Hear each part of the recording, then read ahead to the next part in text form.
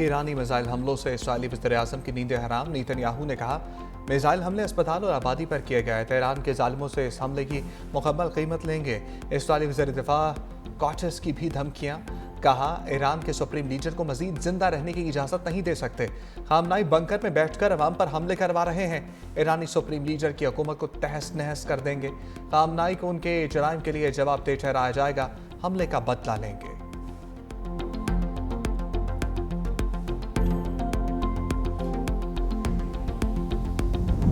Israel का America से मदद मांगना उसकी कमजोरी जाहिर करता है।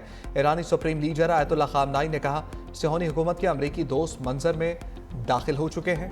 उनके अमेरिकी दोस्त ऐसी बातें कह रहे हैं कि जो सिहोनी हुकूमत की कमजोरी और नाअहली को जाहिर करती है। ईरानी अवाम अपने तर्ज अमल से दुश्मन को बता दे कि वो दुश्मन से खौफजदा नहीं। अवाम ईरान दुश्मन के सामने बिला खौफ डटी रहे।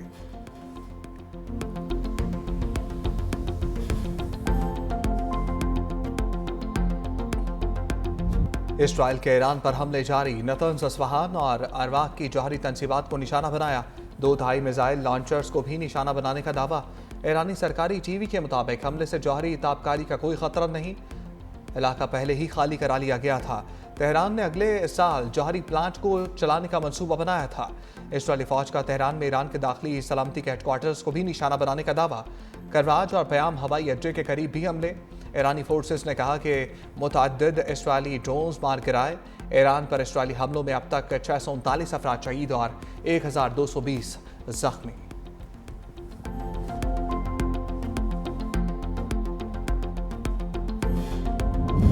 IAEA ने जौहरी तनसीबात पर हमले को आलमी कानून की खिलाफ वर्जी करार दिया। कहा, ईरान के एटमी हथियार बनाने का इसराइल और अमेरिका का दावा भी झूठा साबित हो गया है। IAEA के सरबराह ने ईरान की जानिब से एटमी हथियार बनाने की तरदीद की। इंटरनेशनल एटॉमिक एनर्जी एजेंसी के सरबराह राफेल ग्रोसी ने कहा, ईरान एटमी हथियार बनाने की कोशिश नहीं कर रहा था। 60% यूरेनियम अफजुदा करने पर शुबहात थे, लेकिन हमने कभी नहीं कहा कि ईरान एटमी हथियार बना रहा है।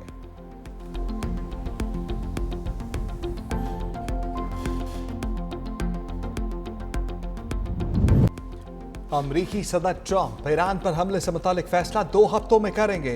तर्जमान व्हाइट हाउस कैरोलाइन लेविट ने कहा, अमरीकी सदर ने कहा, मुस्तकबिल करीब में ईरान के हाथ से मुज़ाकरात का मौका निकल भी सकता है। ईरान के पास एटमी हथियार बनाने के लिए सब कुछ मौजूद है।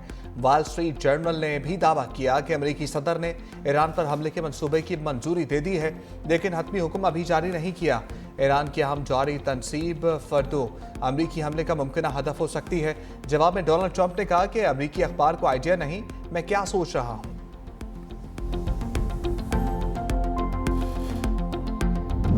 बरतानवी वज़ीर-ए-आज़म कियर स्टारमर की अमरीकी सदर डोनाल्ड ट्रंप से दिमाग ठंडा रखने की अपील। तर्जमान बरतानवी वज़ीर-ए-आज़म ने ईरान पर हमले के मंसूबे की मंजूरी की खबर पर रद्द-ए-अमल का इज़हार करते हुए कहा कि ज़रूरत इस बात की है कि मुतहारिफ फरीक पीछे हटें, महाजराए किसी के मफाद में नहीं।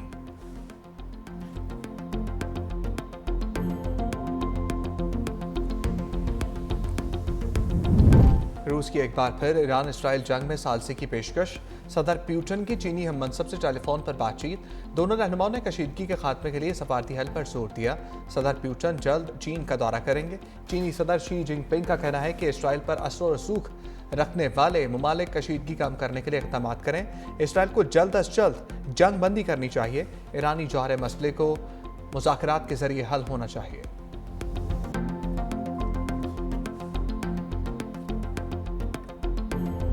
ईरान का इसराइल पर 15वां बड़ा हमला। पहली बार भारी और तवील फासले तक मार करने वाले सजील मिसाइल बरसाए।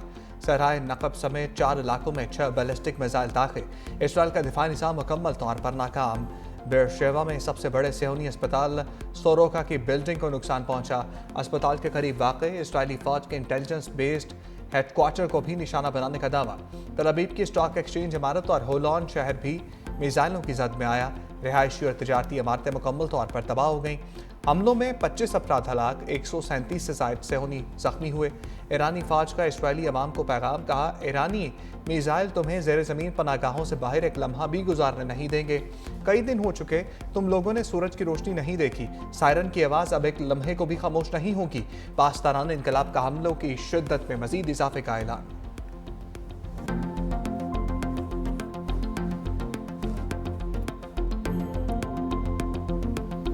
बिलावल भुट्टो कामयाब सफारती मुहिम के बाद आज वतन वापस पहुंचेंगे। इस्तकबाल की तैयारियां मुकम्मल। कराची एयरपोर्ट पर इस्तकबालिया स्टेज कायम कर दिया गया।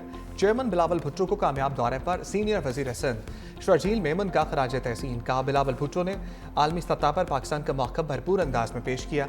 अमन, मुकालमे और बातचीत के जरिए मसाइल के हल के पैगाम को उजागर किया।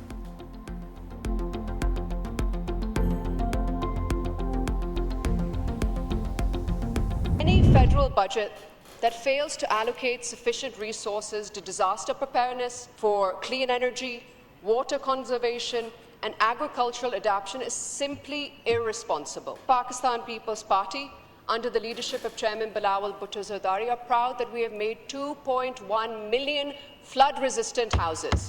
No other party or province can claim the same. Shaheed Prime Minister Zulfikar Ali Bhutto once said that there are two kinds of politics: the politics of power and the politics of service. We choose the politics of service. Bilawal Bhutto ने मुश्किल वक्त में पाकिस्तान की नुमाइंदगी की। Chairman peoples party ने दुनिया भर में पाकिस्तान का मुकदमा शानदार अंदाज से पेश किया। खातून अव्वल आसमा भुट्टो जरदारी का कौमी असम्बली में खिताब। दिफाए वतन के लिए फ़ौज पाकिस्तान को खराज तहसीन पेश करते हुए कहा, मुश्किल वक्त आया तो मुल्क का हर बच्चा, औरत और जवान वतन के लिए लड़ेगा। ख़वातीन मुल्क की आबादी का 50% है। ख़वातीन की शरह तालीम बढ़ाने की ज़रूरत है। सिंध हुकूमत ने सैलाब मुतासरीन को लाखों घर बना कर दिए। ख़वातीन के लिए रोज़गार का ख़ुसूसी एहतमाम किया गया। मतवसत तबके के लिए बेनज़ीर इनकम सपोर्ट प्रोग्राम शुरू किया।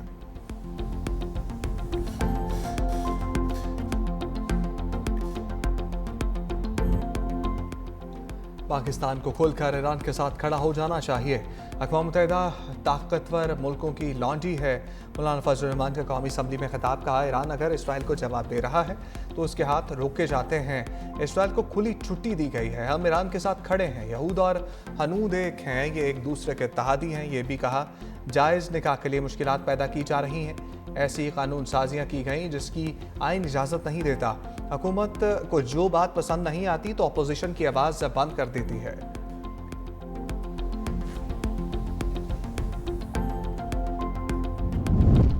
इसराइल की ईरान पर जारहियत के बाद दुनिया में इस्तेहकाम नहीं रहा। ये जंग पूरी दुनिया को मुतासर करेगी। चेयरमैन पीटीआई बैरिस्टर गौहर ने कहा कि ये जंग मुस्लिम दुनिया को ज़्यादा मुतासर करेगी। एक ही मुल्क खुद ही फैसला करके दूसरे मुल्क की खुद मुख्तारी को चैलेंज कर देता है। इसराइल जब भी चाहता है अपनी मर्जी से हमला करता है और फिर इसे रोक लेता है। दुनिया का SHO बनने का यह तरीका ख़त्म होना चाहिए। पाकिस्तान के हवाले से डोनाल्ड ट्रंप का बयान इंतहाई मुस्बत है।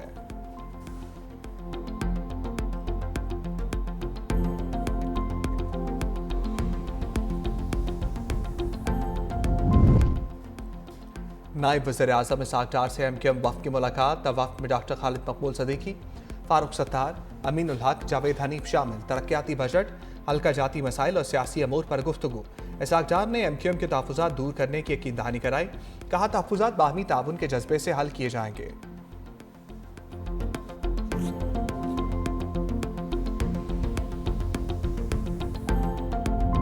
इस्लामाबाद हाई कोर्ट में जजेस का तबादला आईनी करार। 5 रुकनी आईनी बेंच ने 3-2 की अक्सरियत से फैसला सुना दिया। जस्टिस मोहम्मद अली मजहर, जस्टिस शाहिद बिलाल, जस्टिस सलाहुद्दीन बिनहौर ने तबादले के हक़ में फैसला सुनाया।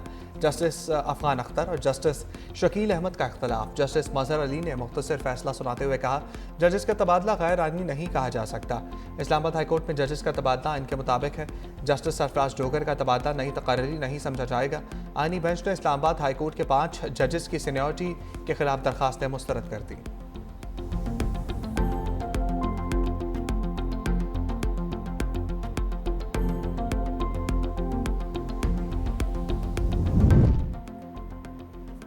हर दौर में कोई ना कोई सियासी जमात बेनिफिशरी होती है। मखसूस नशस्तें। नजरसानी केस में जस्टिस जमाल मंदोखेल के रिमार्क। सलमान अकरम राजा से मुकालमे में जस्टिस जमाल मंदोखेल ने कहा, मेचोर सियासी जमातें गैर यकीनी सूरत-ए-हाल का मुकाबला करती हैं। जज मुस्लिहीन नहीं हो सकते। ये काम सियासी जमातों का है। जस्टिस मोहम्मद अली मजहर ने सवाल उठाया कि मखसूस नशस्तें खाली ना रखे जाने पर कोई आईनी पाबंदी है। जस्टिस नईम अख्तर अफगान ने पूछा, क्या कोई अदालत किसी उम्मीदवार और सियासी जमात के छोड़े गए खला को पुर कर सकती है? मजीद समाअत कल तक मुलतवी। सुप्रीम कोर्ट के आईनी बेंच की मुद्दत में 30 नवंबर तक तोसी। चीफ जस्टिस याहिया अफरीदी की ज़ेर सदारत जुडिशल कमीशन का अहम इजलास। ज़राए के मुताबिक तमाम हाई कोर्ट्स के आईनी बेंचेस की मुद्दत में भी 6 माह की तोसी। सिंध हाई कोर्ट आईनी बेंच में भी तब्दीली। जस्टिस आगा फैसल की जगह जस्टिस अदनान इकबाल आईनी बेंच में शामिल। जस्टिस सना अकरम की जगह जस्टिस जाफर आईनी शामिल।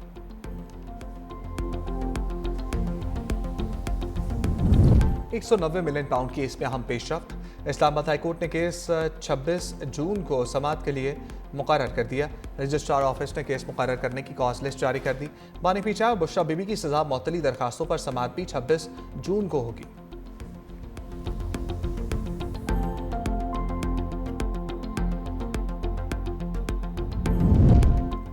वज़ीर आला खैबर पख्तूनख्वा के खिलाफ ऑडियो लीक्स केस में अदालत ने फर्द जुर्म आयद करने की 2 जुलाई की तारीख मुकर्रर कर दी।